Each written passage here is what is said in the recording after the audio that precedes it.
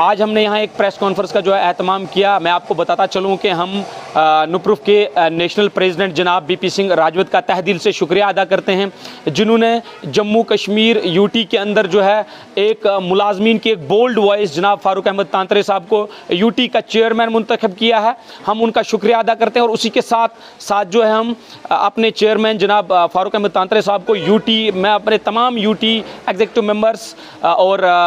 District president, zonal president की तरफ से फ़ारूक साहब को मुबारकबाद पेश करता हूं और उम्मीद करते हैं कि आने वाले वक्त में वो एनपीएस एम्प्लॉइज़ के लिए जो है उनकी आवाज़ बुलंद करेंगे। इसके साथ साथ मैं आपके चैनल के माध्यम से यूटी जम्मू कश्मीर के तमाम मुलाजमीन जो एनपीएस में फॉल करते हैं उनसे इल्तिजा करता हूं, गुजारिश करता हूं कि आएँ